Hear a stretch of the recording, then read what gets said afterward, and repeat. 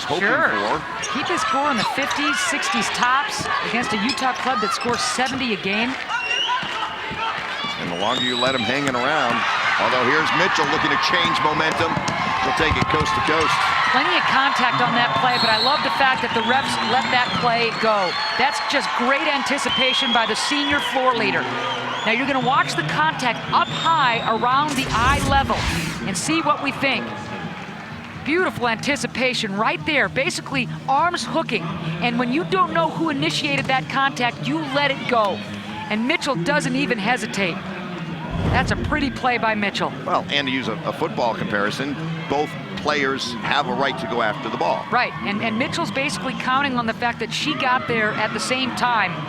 And there was a kind of a scrum from each angle, and tie goes to the runner, if you will. Now here it is again.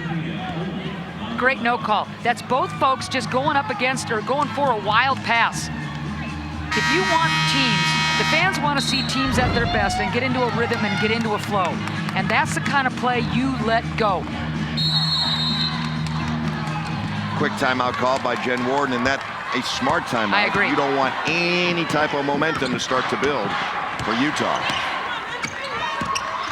We'll see if Hunter can slip this Ute defense.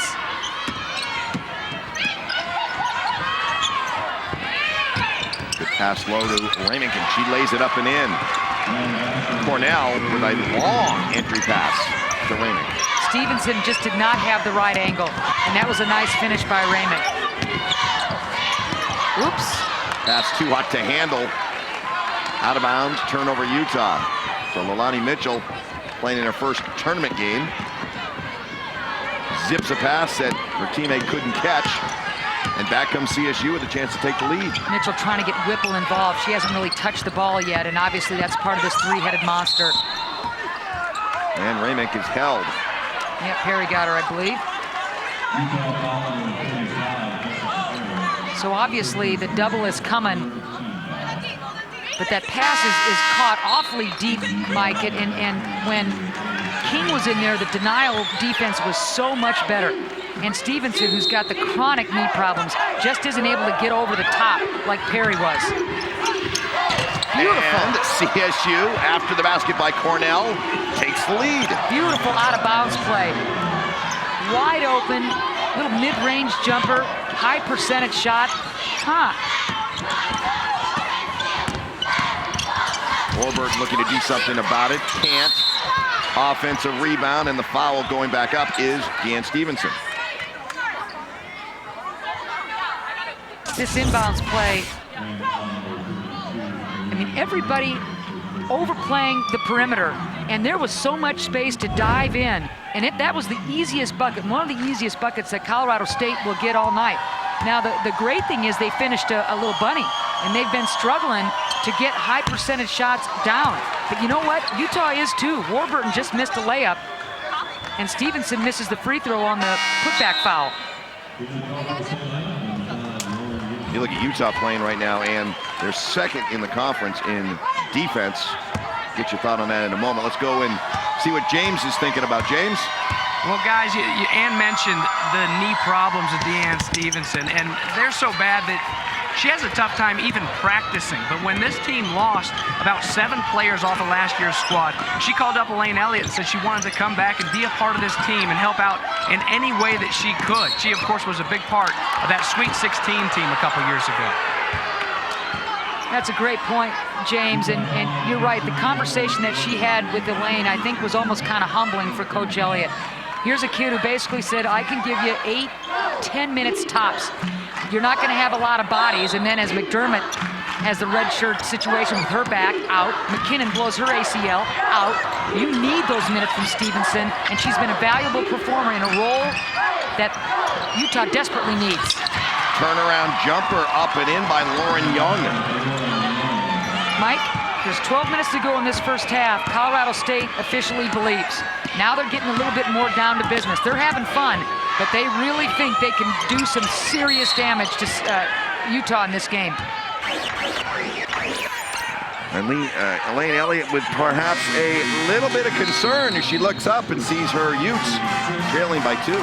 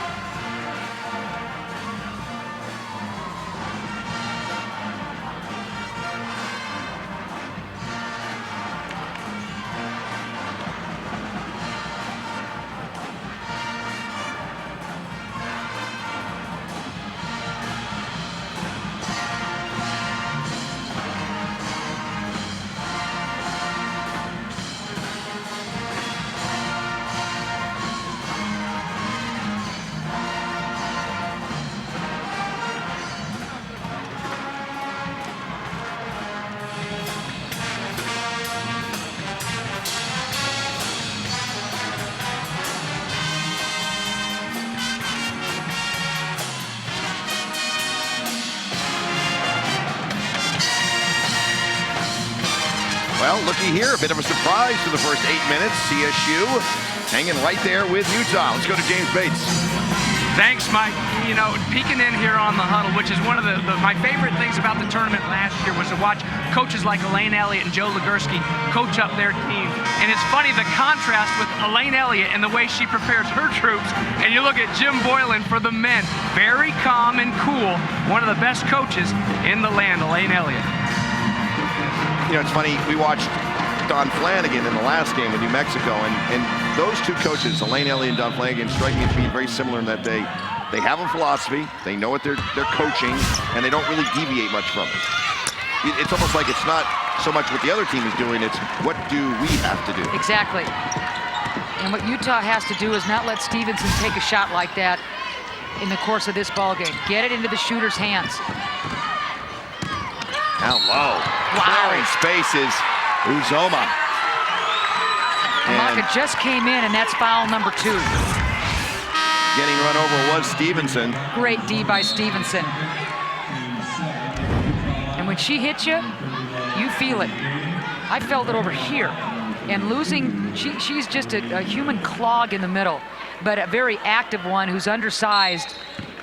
Her knee injuries coming off of surgery has not allowed her to be as fit as she wants to be, but I'll tell you, she is a battler. She was fabulous in that game against UNLV. Firing the three and knocking it down is Kaylee Whipple. Come on now, get her going. Get her going. Her first points of the game. Right. And Utah back up by 1.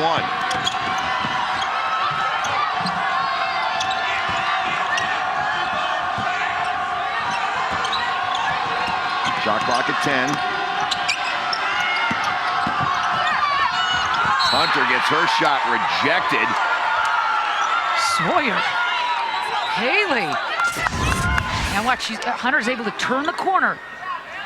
And look at the reaction of Sawyer. The double was there. I'm very impressed again. King really playing a nice job defensively, but Sawyer didn't even need her with the clean block. But wow. Hunter, not intimidated in the least, comes right back and sticks the jumper in Utah's face. That shows you something right there. It's always embarrassing when you're just so exposed and you get your shot knocked into the second row. And to come back and drill a jumper right in Utah's face, that tells you something. All right, what is CSU doing here defensively? It seems to be giving Utah some problems. Well, it looks like, you know, traditionally they're looking to play kind of a matchup zone. And they really want to take away their steps right there that wasn't called. They back up and in by Katie King. They really want to take away the middle, even though they're very aware of what the perimeter can do by Utah. But they want to take away the middle. Not as easy to do with Amaka on the bench.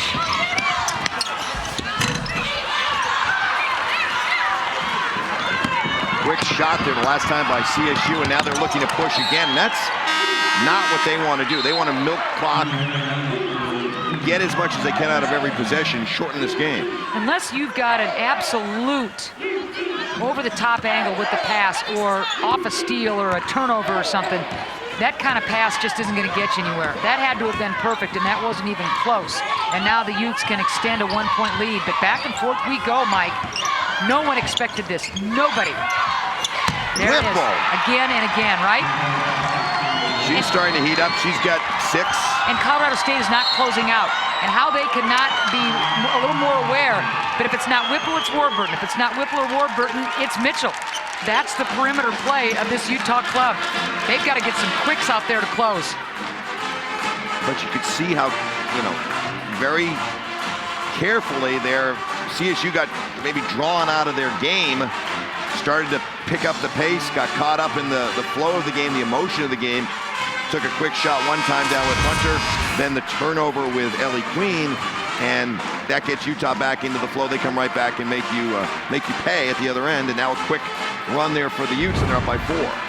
So if you're chasing and you're lunging, it can distract some shooters, but not the kind of shooter that Warburton throws at you or Whipple. Unless you are, it's